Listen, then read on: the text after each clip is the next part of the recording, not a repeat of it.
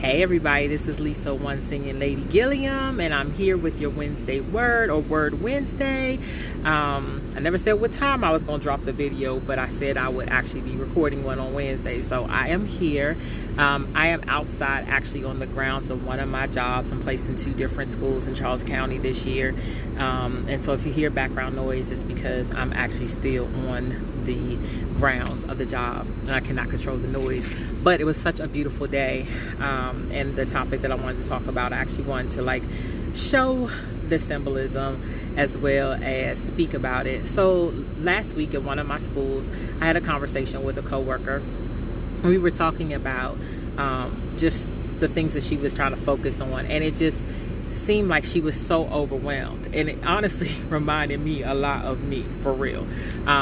I have a tendency, because of, I'm not sure if you heard of the personality traits, but phlegmatic, sanguine, choleric, and melancholy. Melancholy is my dominant trait. If you haven't heard of it, read Tim LaHaye's book, shameless plug. I don't get any money from it, but it really is a good book.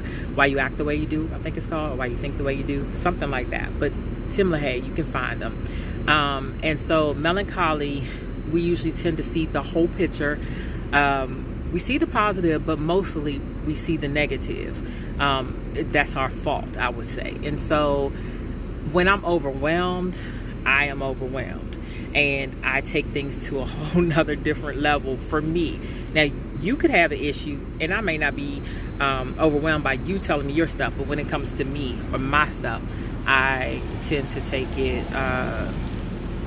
it becomes difficult for me. And so as I was talking to her, God revealed to me how oftentimes we look at the entire tree or the branches and the leaves instead of focusing on getting to the root of the situation. So, I'm outside. I just wanted to show real quick. We see trees, right? Sun coming through the tree. When you look at the tree, you see a whole lot of branches. And if we know anything, especially about here in this weather, when the weather changes, what happens? The trees lose their leaves. Sometimes the branches fall for different reasons, right? Fall off or break off.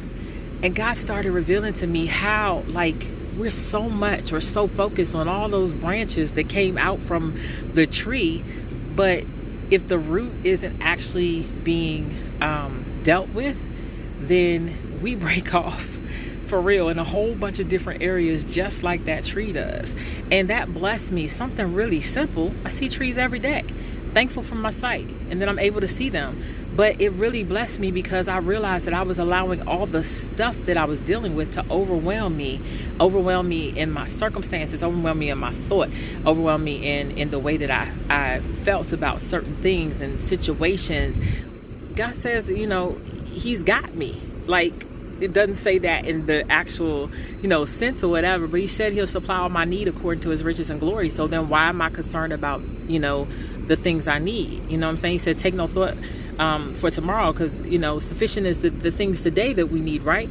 And so, yes, I'm paraphrasing, but you get my point. And so I just want to encourage somebody else that is more of a general or a branch or a tree person, looking at all the branches, all the different areas in your life, how you're going to provide for your children, how you're going to, be able to sleep at night, how you're going to be able to get to work on a daily basis. Instead of just focusing on the larger picture, let's break it down and let's get to the root of the issue.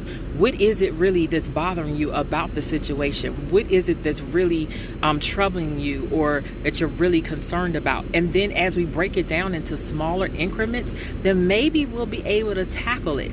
And then maybe we will actually have trees that have great roots or good roots that sprout up into these situations, or these beautiful trees that we see, like the ones that I just showed, that I'm sure have been there for years, because their foundation is sure. A lot of us, our foundation isn't sure. And as a Christian, my foundation is supposed to be in Jesus Christ. Is it always rooted and grounded like it's supposed to be? No, I'm gonna be honest.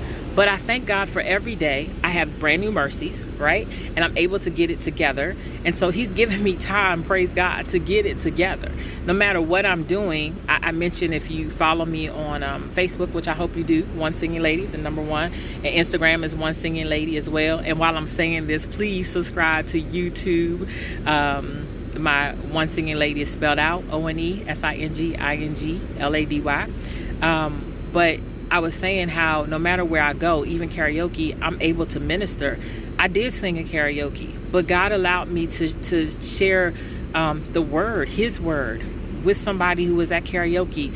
And, you know, I haven't necessarily, I stepped down. I think I shared that from ministry for a while. I'm not sure when I'll be ready to preach and teach again.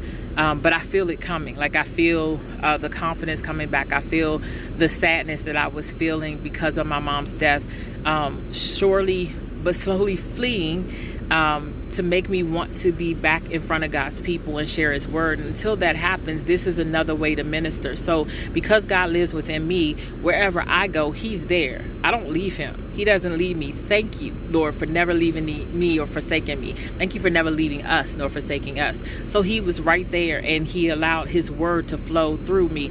But I can't share the word if I don't know it.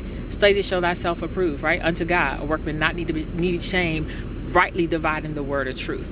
We can't rightly divide it if we don't know it in the first place. So this is just to encourage us to if we want to become trees, symbolic, full of leaves and branches, that's great. But we only bear much fruit if we purge the stuff that's not supposed to be there. So what do you need to purge today?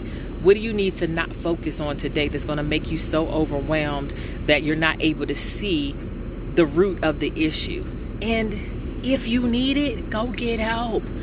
Counselors are around, psychologists, psychiatrists. It's a profession, you know. I'm a counselor who goes to counseling because I needed it.